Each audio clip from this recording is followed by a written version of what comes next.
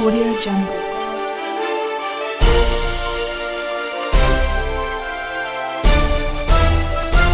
Audio Jungle. Audio Jungle. Audio Jungle.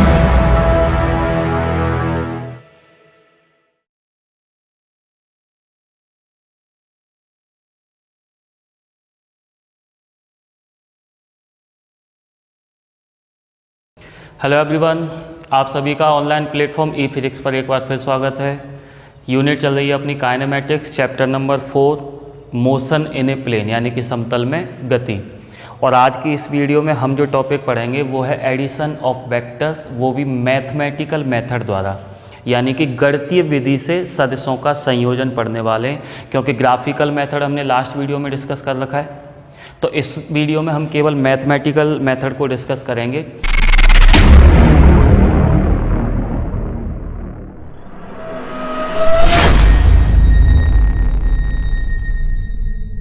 तो उसके लिए मैं मान के चल रहा हूँ कि अपने पास में दो वेक्टर हैं कोई भी, ठीक है ना। जैसे एक है ए वेक्टर और दूसरा है बी वेक्टर, और इन दोनों के बीच में कोई न कोई एंगल भी बन रहा है। ये वाला एंगल, इसको मैं मान के चल रहा हूँ थीटा। इन दोनों को ऐड करेंगे और इन दोनों को ऐड करने से हमें जो रिजल्टेंट वेक्टर मिलेगा, जो परिणामी सदिश मिलेगा, हमें मैथमेटिकल मेथड से उस परिणामी सदिश का परिमाण निकालना, यानी कि मैग्नीट्यूड। यानी इन दोनों को जोड़ने पर जो मुझे तीसरा सदिश मिलेगा, इन दोनों के योग से जो तीसरा सदिश मिलता है, उसका मुझे बताना है कि मैग्नीट्यूड कितना होगा, परिमाण कितना होगा। और परिमाण हम मैथमेटिकल मेथड से ही बता सकते हैं। तो सबसे पहले तो मेरे पास जो दो वेक्टर थे, मैंने उनको ट्रायंगल लॉ के अकॉर्डिंग किसी त्रिभुज की दो भुजाओं के रूप में व्यवस्थित कर देना है, ठीक है ना। जो भी मेरे पास में दो वेक्टर थे, जैसे मान लो एक वेक्टर मैंने ये ले रखा है ए वेक्टर, और दूसरा वेक्टर और था कहीं ना कहीं। और जैसा कि आपको पता है, वेक्टर को हम एक जगह से उठा के दूसरी जगह रख सकते हैं, बशर्ते कि उनकी डायरेक्शन और लंबाई चेंज नहीं होनी चाहिए। क्योंकि डायरेक्शन चेंज नहीं कर सकते, नहीं तो दिशा बदलेगी इधर उधर, और लंबाई चेंज करेंगे तो मैग्नीट्यूड चेंज हो जाएगा। तो दूसरा वेक्टर जहाँ भी था वहाँ से उठाया मैंने और त्रिभुज की दूसरी क्रमांगत भुजा के रूप में सेट कर दिया। तो ये दूसरा वेक्टर हो गया, मान लें ये बी वेक्टर है। अब ट्रायंगल लॉ क्या कहता है? तो ट्रायंगल लॉ ये कहता है कि इनकी जो तीसरी भुजा होगी, इस ट्रायंगल की, इस त्रिभुज की जो तीसरी भुजा होगी, वो इन दोनों के योग से प्राप्त होने वाले परिणामी सदिश को व्यक्त करेगी। तो तीसरी भुजा का मतलब ये वाली भुजा, ये इन दोनों के योग को व्यक्त कर रही है। ये रिजल्टेंट वेक्टर मुझे मिल रहा है, मैं इसको आर वेक्टर से शो कर सकता हूँ। मुझे इसका मैग्नीट्यूड निकालना है, मैथमेटिकल मेथड से मुझे इसका परिमाण बताना है। जैसे अगर मैं आपसे पूछूं इस वेक्टर का परिमाण कितना है, तो इसका परिमाण आप कह सकते हो, या तो आप यूँ कह सकते हो मॉड ऑफ वेक्टर ए, है ना, या फिर आप इसी को केवल ए भी कह सकते हैं। मॉडुलस ऑफ वेक्टर ए है, इसी को मापांक बोलते हैं, इसी का मतलब होता है परिमाण। ऐसे ही इसका जो परिमाण होगा वो या तो मॉडुलस ऑफ वेक्टर बी कह सकता हूँ, या फिर मैं उसको केवल बी कह सकता हूँ। और यहाँ अगर मैं मैग्नीट्यूड की बात कर रहा हूँ ग्राफ में, तो ये जो लंबाई होती है, यहाँ से यहाँ तक की जो लंबाई है, क्या वही मैग्नीट्यूड है? तो अगर मैं आपसे पूछूं यहाँ से यहाँ तक की लंबाई कितनी है, तो आप ए वेक्टर नहीं बोलेंगे, वो लंबाई कितनी है, वो ए है। क्योंकि लंबाई किसको व्यक्त करती है? परिमाण को, मैग्नीट्यूड को। परिमाण ये है या फिर ये है। तो लंबाई के बारे में आप या तो यूँ कह सकते हो कि ये है लंबाई, या फिर ये है। इस वेक्टर की लंबाई कितनी है, तो मैं बोलूँगा बी, या फिर मॉडुलस ऑफ बी वेक्टर, है ना। ऐसे ही ये वाले वेक्टर की लेंथ कितनी है, तो इसकी जो लंबाई है वो है आर, केवल आर, कोई वेक्टर नहीं। या फिर मॉडुलस ऑफ वेक्टर आर, ऐसे बोलेंगे इसकी लंबाई, क्योंकि लंबाई का मतलब होता है परिमाण, और परिमाण ऐसे लिखते हैं, ना कि ऐसे। तो या तो परिमाण ऐसे लिखोगे या फिर ऐसे करके लिखोगे। तो मुझे ये वैल्यू निकालनी है, क्योंकि मैं अगर यहाँ से यहाँ तक की लंबाई निकाल लेता हूँ तो मुझे इस वेक्टर का परिमाण पता चल जाएगा। और ये क्या है? ये रिजल्टेंट वेक्टर है। और मैथमेटिकल मेथड से हम क्या निकाल रहे हैं? दो सदिशों के योग से जो हमें वेक्टर मिलता है उसका परिणामी सदिश जो होता है उसका परिमाण निकालते हैं। परिमाण का मतलब यहाँ से यहाँ तक की लंबाई मुझे निकालनी है। तो ये तो आसान तरीका हो गया कि पाइथागोरस थ्योरम लगाएंगे और इसमें हम ये वैल्यू निकाल लेंगे। लेकिन क्या पाइथागोरस थ्योरम इसमें लग सकती है? क्योंकि वो तो समकोण त्रिभुज में लगेगी। तो हम इसको पहले एक समकोण त्रिभुज बना लेते हैं। तो समकोण त्रिभुज बनाने के लिए मैंने क्या किया, इस लाइन को आगे बढ़ाया और यहाँ से एक परपेंडिकुलर एक लंब डाला यहाँ पर, है ना। इनको कुछ नाम दे देते हैं, जैसे ये स्मॉल ए पॉइंट है, ये स्मॉल बी, ये स्मॉल सी और ये स्मॉल डी। अब ये जो ट्राइंगल मिल गया है ना ये वाला, इसमें लगा सकते हैं हम पाइथागोरस थ्योरम, ठीक है ना, कि ए सी का स्क्वायर बराबर इसका स्क्वायर प्लस इसका स्क्वायर।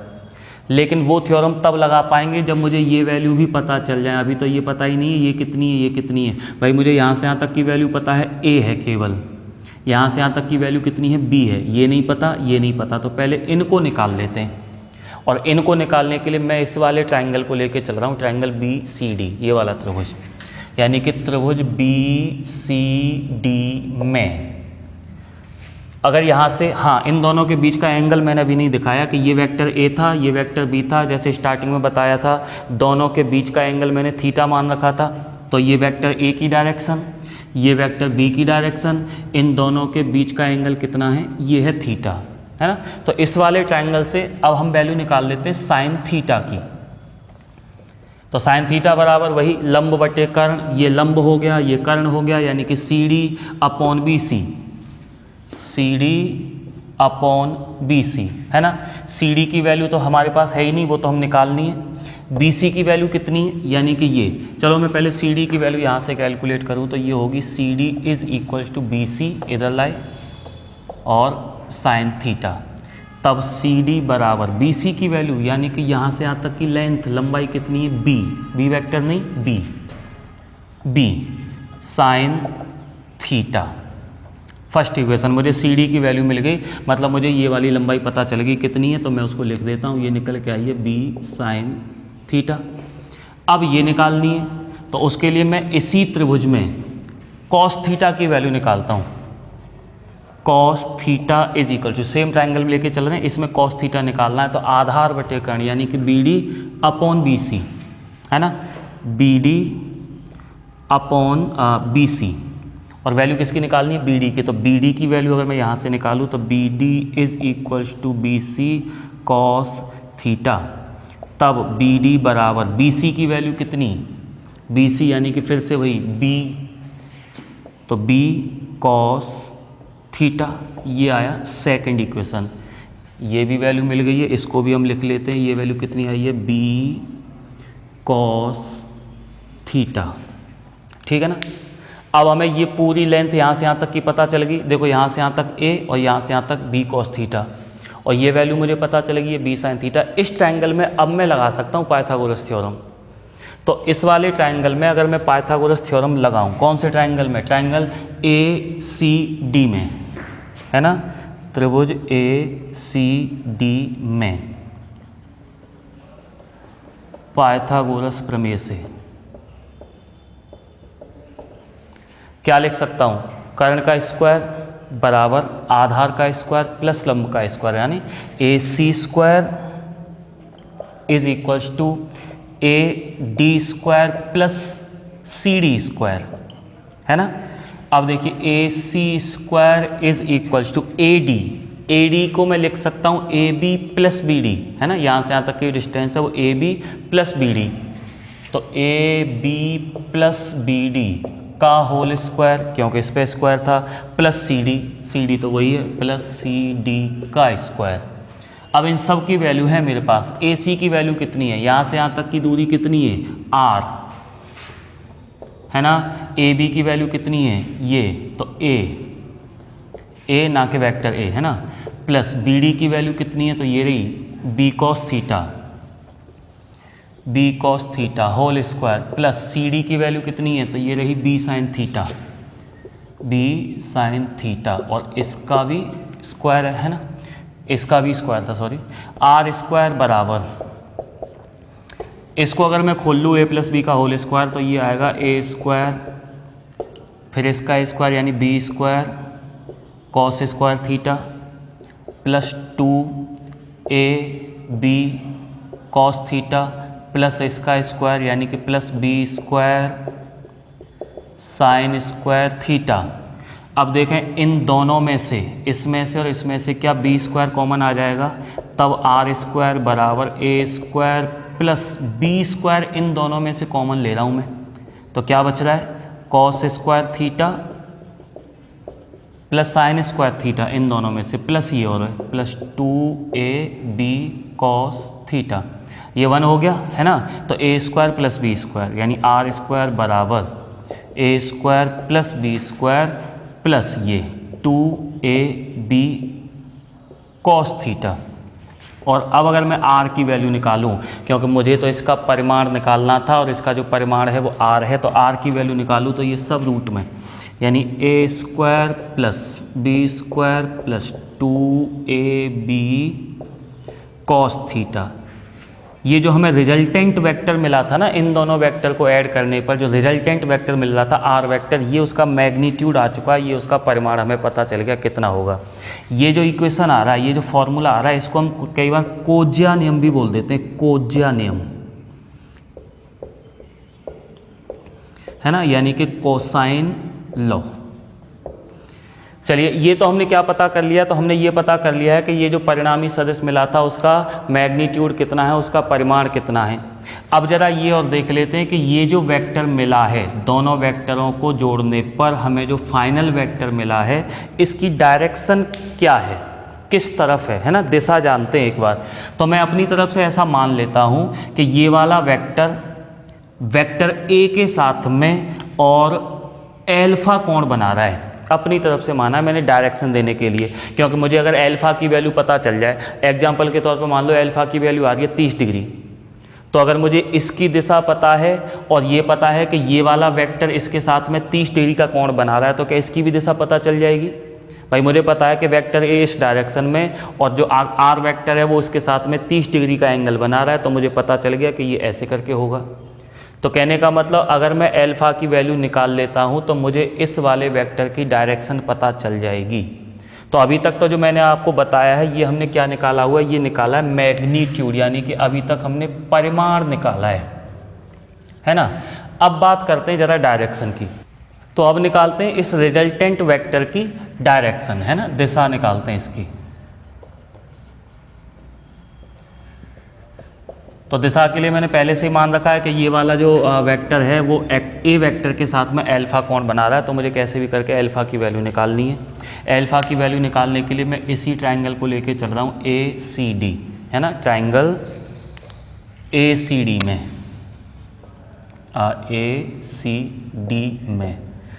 अब अगर मैं यहाँ से इस ट्रायंगल से tan एल्फा की वैल्यू निकालूँ ना, इस वाले ट्रायंगल से, तो tan एल्फा की वैल्यू क्या होगी, वही लंब बटे आधार, यानी कि CD अपॉन AD बराबर CD अपॉन AD, है ना। CD और AD दोनों की वैल्यू अपने पास हैं तो रख लेते हैं, यानी कि पहले तो मैं इसको ऐसे लिख दूँ tan एल्फा बराबर CD और AD को मैं क्या लिख सकता हूँ, AB plus BD, AB plus BD, है ना।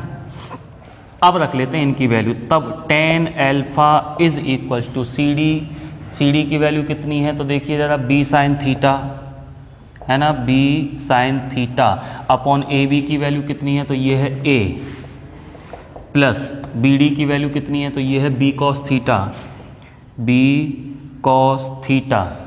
और मुझे किसकी वैल्यू निकालनी थी, मुझे निकालनी थी एल्फा की वैल्यू। तो अगर tan एल्फा की वैल्यू ये है तो एल्फा की वैल्यू कितनी होगी, tan इनवर्स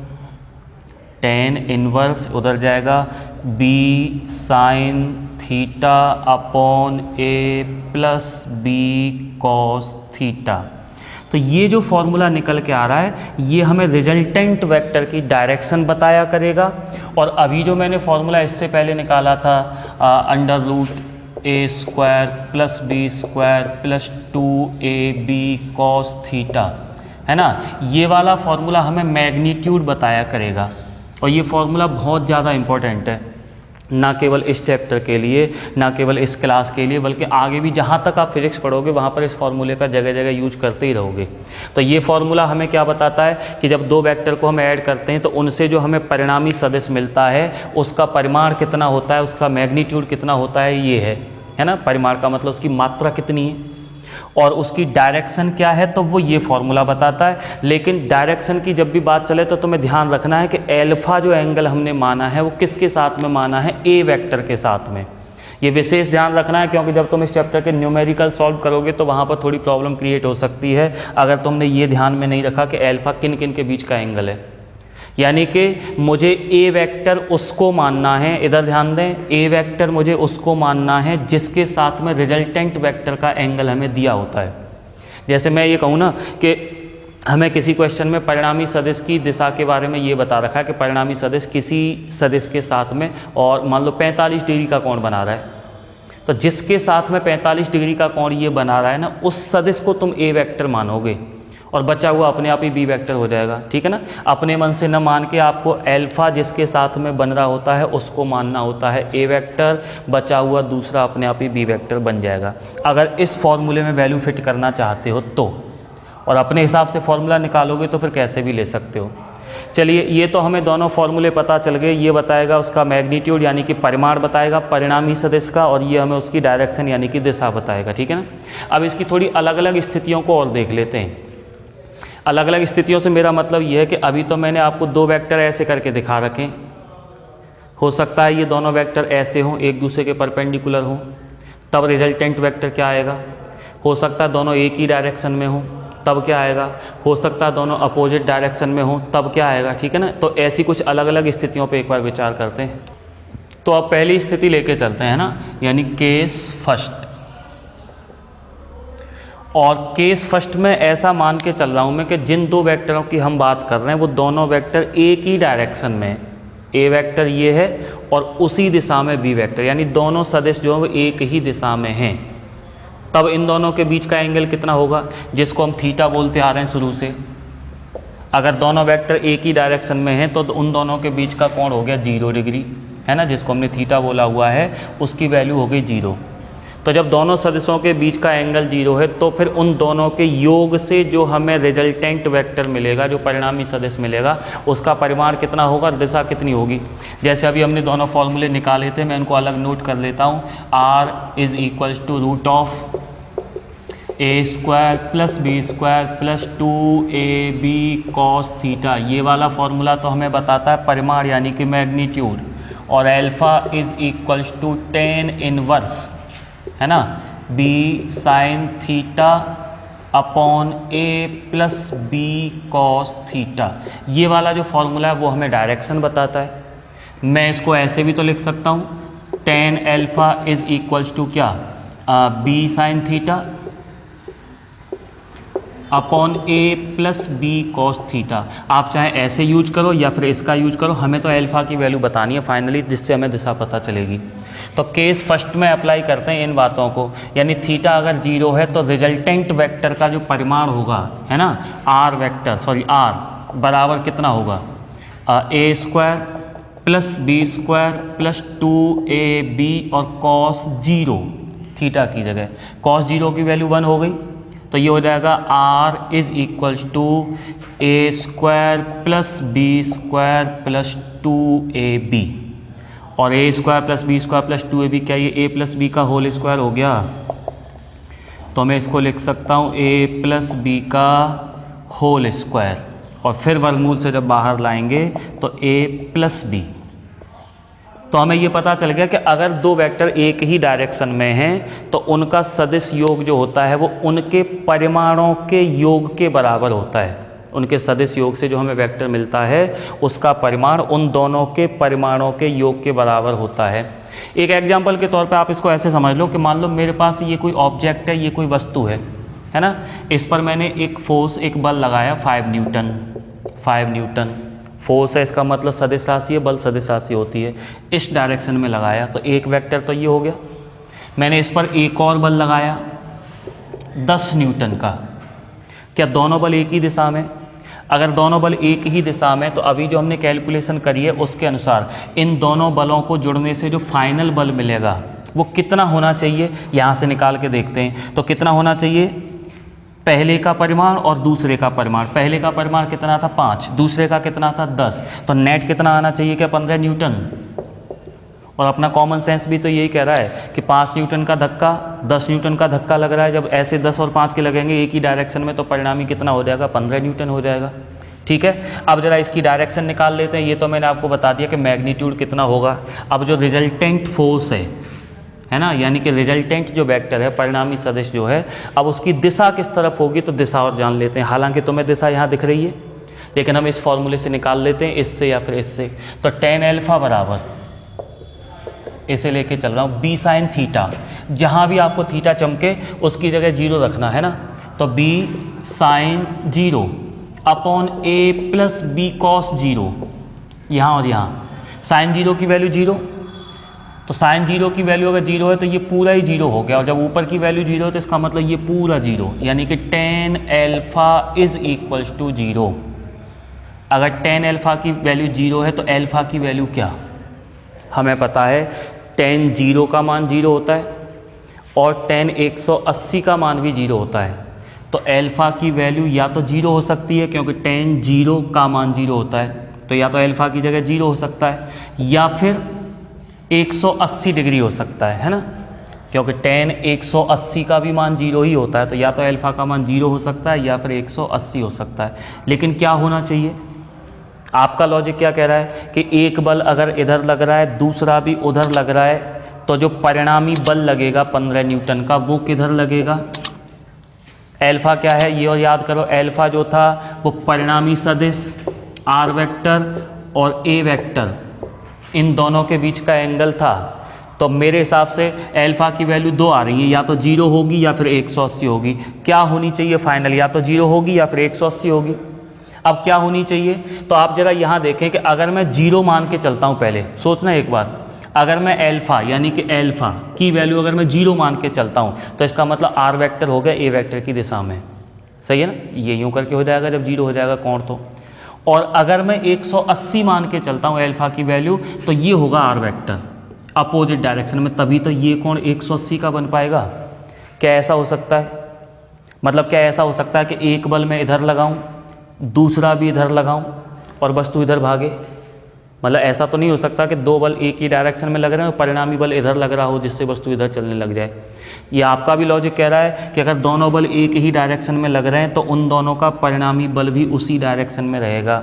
यानी कि जो 180 वाली जो हमारे दिमाग में जो एक शंका बनी हुई थी वो तो ख़त्म है। अल्फा की वैल्यू क्या हो सकती है, केवल 0 हो सकती है, यानी अगर दोनों बल इधर लगेंगे तो वस्तु भी इधर ही तो भागेगी, इसका मतलब परिणामी बल इधर ही लगाए। तो पता चल गया अल्फा की वैल्यू कितनी होगी, 0 होगी।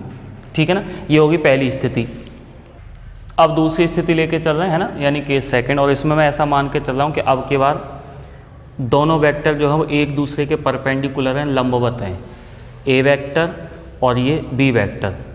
अब इन दोनों सदिशों के योग से हमें जो तीसरा परिणामी सदिश मिलेगा उसका परिमाण कितना होगा और उसकी डायरेक्शन किधर होगी। ठीक है ना, इन्हीं दोनों फॉर्मूलों से हम निकालते हैं, इससे परिमाण निकाल लेंगे और इनमें से कोई भी यूज करके हम डायरेक्शन पता कर लेते हैं, है ना। चलिए, जब मैं ये कह रहा हूँ कि ये वाली अवस्था है अब के बाद दोनों वेक्टरों की, तो इसका मतलब थीटा कितना हो गया, 90 डिग्री। जब दोनों एक दूसरे के लंबवत हैं तो ऐसी स्थिति में थीटा 90 डिग्री हो गया। और अगर थीटा 90 डिग्री है तो आर की वैल्यू क्या आएगी, रखते हैं उसमें, हाँ, a square plus B square plus 2ab और कॉस 90, है ना, कॉस 90। तो कॉस 90 की वैल्यू 0, अगर कॉस 90 की वैल्यू 0 है तो ये पूरा 0, तो क्या बच गया, केवल ए स्क्वायर प्लस बी स्क्वायर, ए स्क्वायर प्लस बी स्क्वायर, है ना। ये आंसर आएगा और ये याद रखने लायक भी है, क्योंकि ऐसी सिचुएशन हमारे सामने अक्सर आती रहती हैं कि अगर दो वेक्टर एक दूसरे के परपेंडिकुलर हैं तो उनका जो परिणामी वेक्टर आएगा उसकी वैल्यू कितनी होगी, उसका परिमाण कितना होगा। तो हमें कुछ नहीं करना, केवल रूट में उन दोनों के परिमाणों का स्क्वायर करके जोड़ देना, यानी ए स्क्वायर प्लस बी स्क्वायर, इससे हमें रिजल्टेंट वेक्टर का मैग्नीट्यूड मिलेगा। अब अगर मैं डायरेक्शन निकालूँ ये वाले फॉर्मूले का यूज करके, तो tan alpha is equals to B sine 90, है ना, upon A plus B cos 90। Sine 90 की वैल्यू 1 और कॉस 90 की वैल्यू 0, तो फिर tan alpha is equals to ये हो जाएगा b और नीचे हो जाएगा a, क्योंकि ये 0 है तो 0 का मतलब ये पूरा ही 0 हो गया, तो ये बचेगा a। अब अगर मेरे पास बी और ए की वैल्यू होंगी तो मैं अल्फ़ा का एग्जैक्ट मान बता पाऊंगा, और अगर नहीं है कोई भी वैल्यू तो फिर मैं इसको ऐसे करके छोड़ सकता हूँ, अल्फ़ा बराबर tan इनवर्स, है ना, अल्फ़ा बराबर tan इनवर्स बी अपॉन ए।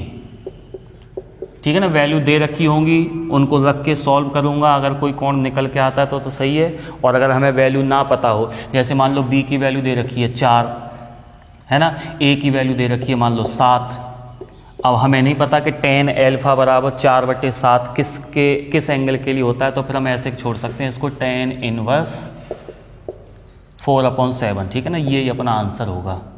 अगर पता है 30 डिग्री, 40 डिग्री, 50 डिग्री, 45, 60 तो लिख देंगे अल्फ़ा की वैल्यू कितनी, नहीं तो फिर इन्वर्स करके अपन छोड़ देंगे। और अब है केस थर्ड, है ना, केस थर्ड में ऐसा मान के चल रहा हूँ मैं कि ये है ए वेक्टर और ये है बी वेक्टर, यानी अब के बाद दोनों वेक्टर जो है वो एक दूसरे के अपोजिट हैं, चाहे मैं ऐसे दिखा दूँ यूँ करके या फिर ऐसे ले लूँ। ठीक है ना, ये इधर है और ये इधर है, दोनों वेक्टर जो है वो एक दूसरे के अपोजिट हैं।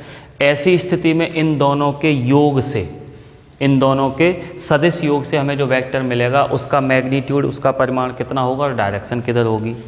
तो जब दोनों वेक्टर एक दूसरे के अपोजिट हैं तो थीटा की वैल्यू क्या 180 डिग्री हो जाएगी, है ना, एक वेक्टर इधर है और दूसरा इधर है, अब इन दोनों के बीच में जो कोण बनेगा वो 180 का बनेगा, तो थीटा की वैल्यू होगी 180 डिग्री। तब उससे हम निकालते हैं मैग्नीट्यूड रिजल्टेंट वेक्टर का, कितना आएगा, a² + b² + 2ab, है ना, और cos 180, cos 180 की वैल्यू कितनी होगी, -1, है ना, cos 180 की वैल्यू होगी -1। जब मैं इसकी जगह -1 रखूँगा तो ये हो जाएगा -2ab, है ना, -1 का गुणा जब इसमें करूँगा तो -2ab, यानी r = a² + b² - 2ab। अब ये किसकी वैल्यू है, a² + b² - 2ab, तो मैं ये कह सकता हूँ कि ये जो वैल्यू है वो a - b का होल स्क्वायर जो है इसकी वैल्यू है। a - b का होल स्क्वायर जब खोलूँगा तो यही आएगा जो अंदर है, a² + b² - 2ab। और अगर मैं ये कहूँ कि नहीं b - a का होल स्क्वायर, इसका मान कितना होगा, b - a का होल स्क्वायर, तो b - a का होल स्क्वायर करोगे तब भी यही मिलेगा आपको, करके देख लेना, b² + a² - 2ba, तो बात वही है, b² + a² - 2ba, तब भी यही आएगा। अब लिखना क्या है, a - b का होल स्क्वायर लिखूँ इसकी जगह पर, या फिर b - a का होल स्क्वायर लिखूँ इसकी जगह पर, क्योंकि दोनों का मान यही आता है। तो ऐसी स्थिति में हम क्या करते हैं कि ना तो a - b का होल स्क्वायर लिख रहे हैं, ना b - a का होल स्क्वायर लिख रहे हैं, हम इन दोनों के बीच में डिफरेंस का चिन्ह लगा देते हैं ऐसे करके। और इसका मतलब यह है कि इनमें जो बड़ा है ना उसमें से छोटे वाले को माइनस कर दो। अगर a की वैल्यू 5 है, b की वैल्यू 3 है, तो मैं 5 - 3 कर दूंगा। अगर b की वैल्यू मान लो 7 है और a की वैल्यू 4 है, तो फिर मैं 7 - 4 कर दूंगा, यानी जो बड़ा है उसमें से छोटा घटाओ, a - b या फिर b - a के चक्कर में ही नहीं पड़ना है। तो ऐसे करके लिख देते हैं हम।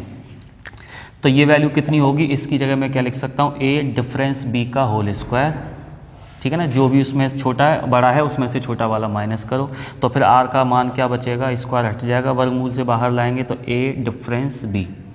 यानी ऐसी स्थिति में जो रिजल्टेंट वेक्टर होगा ना उसका मैग्नीट्यूड उन दोनों सदिशों के परिमाणों के डिफरेंस के बराबर होगा। फिर एक उदाहरण से समझाता हूँ मैं आपको।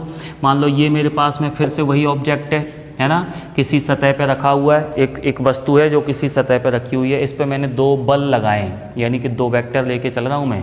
एक इधर लगाया F1, एक इधर लगाया F2, 2 वेक्टर हो गए, है ना। ये कितना है 10 न्यूटन, ये कितना है 15 न्यूटन। अब आपसे मैं पूछ रहा हूँ कि इन दोनों के योग से जो रिजल्टेंट वेक्टर मिलेगा उसका परिमाण कितना होगा, है ना, उसका मैग्नीट्यूड कितना होगा। तो आपका भी लॉजिक ये कह रहा है कि इन दोनों के योग से जो रिजल्टेंट वेक्टर मिलेगा वो 5 न्यूटन का होगा। इधर 15 न्यूटन से कोई खींच रहा है इसको, उधर 10 न्यूटन से कोई खींच रहा है इसको, तो वस्तु किधर जाएगी, इधर जाएगी, और परिणामी कितने बल का प्रभाव होगा, तो 5 न्यूटन का होगा, क्योंकि 10 न्यूटन तो उधर काम कर रहा है। वो यहाँ निकल के आ रहा है। ये भी तो यही कह रहा है कि अगर तुम परिमाण निकालना चाहते हो ना परिणामी सदिश का, तो इन दोनों का डिफरेंस कर दो, जो बड़ा है उसमें से छोटा घटा दो।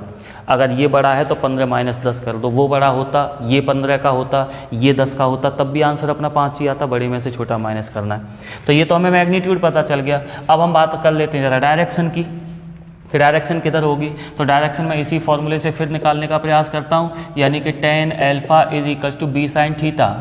बी साइन थीटा की वैल्यू कितनी है? 180, तो B sine 180 degree upon A plus B cos 180, है ना। अब जरा देखें साइन 180 की वैल्यू कितनी होती है, तो साइन 180 की वैल्यू वही होती है जो साइन 0 की होती है, यानी कि 0। तो इसकी वैल्यू 0, जब इसकी वैल्यू 0 है तो ऊपर की पूरी वैल्यू 0 है, यानी कि ये पूरी वैल्यू 0 हो जाएगी, यानी tan अल्फा बराबर क्या आएगा? 0 आएगा। अब अगर tan अल्फा की वैल्यू 0 है तो अल्फा के हमें दो मान मिलेंगे फिर से, कि या तो अल्फा की वैल्यू 0 हो सकती है या फिर 180 डिग्री हो सकती है। अच्छा, इसके अलावा और भी आगे हो सकती हैं, ऐसा नहीं कि ये दो पे ही हमें 0 मिलेगा, इसके अलावा और भी हो सकते हैं, हम उनकी बात नहीं कर रहे हैं, इनमें थोड़ा सा कन्फ्यूजन है, इनको लेके चलते हैं। अब अल्फा की वैल्यू 0 होगी या 180 होगी? पहली बात तो आपको ध्यान रखना है अल्फा है क्या। अल्फा जो परिणामी सदिश है उसने ए वेक्टर के साथ में कितना एंगल बनाया, उसको हमने अल्फा माना स्टार्टिंग से ही।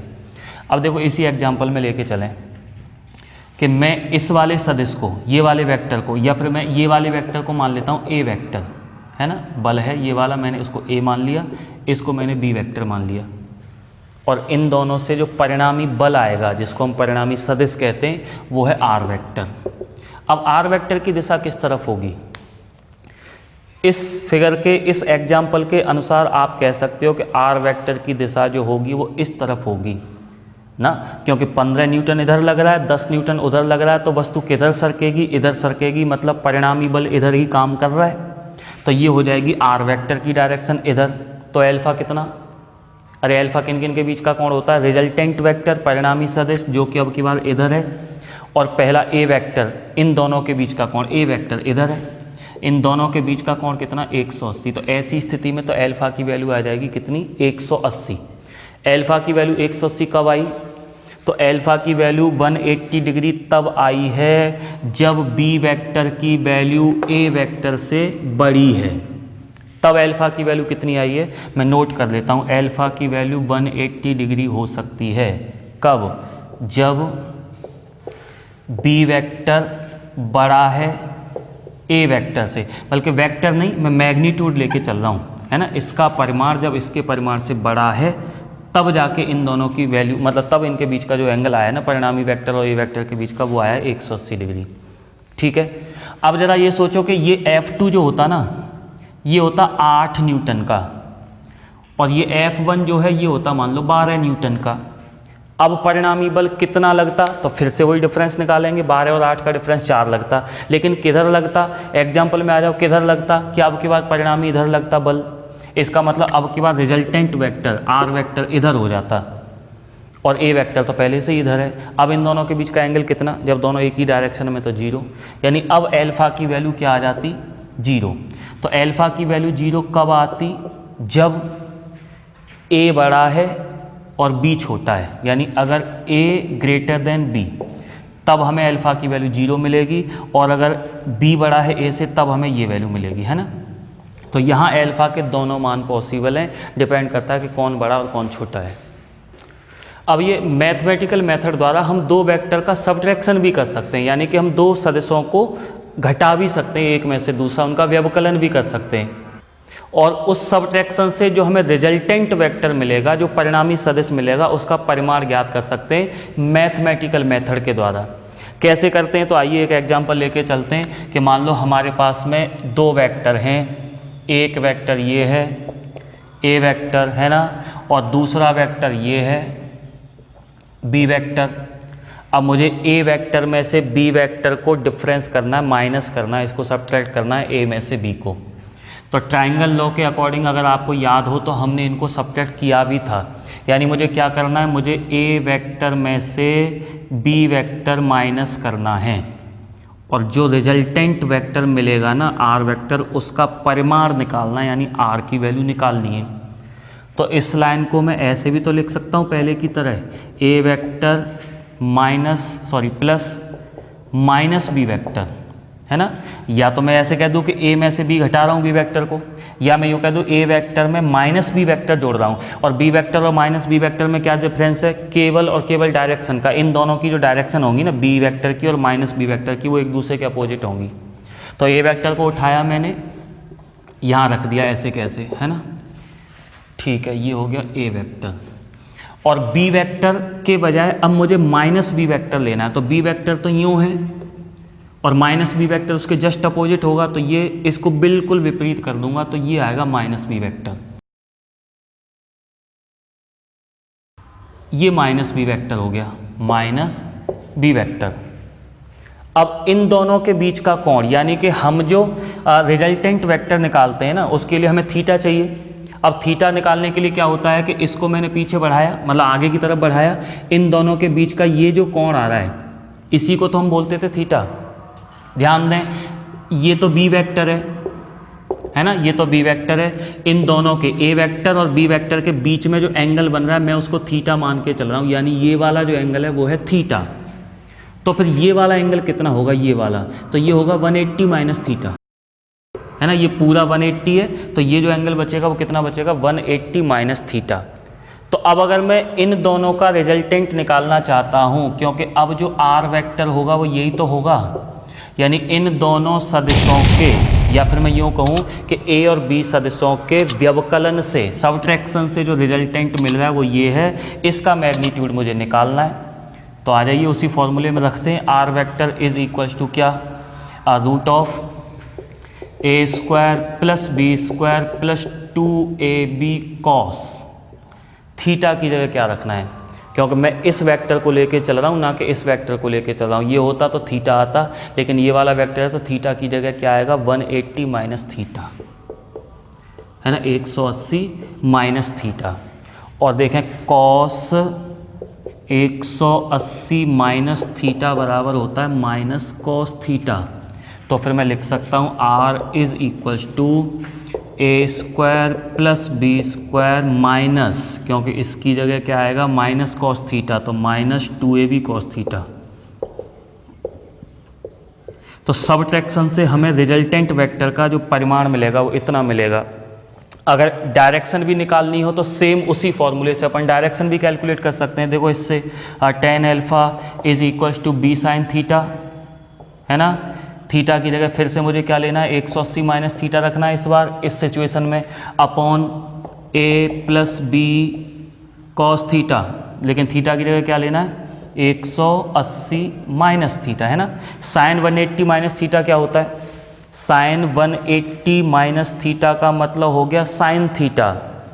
तो इसीलिए ये तो आ जाएगा ऊपर बी साइन थीटा, यानी कि tan अल्फा बराबर बी साइन थीटा अपॉन, और इसकी वैल्यू अभी अभी रखी हुई है माइनस कॉस थीटा, तो ये हो जाएगा a minus B cos theta.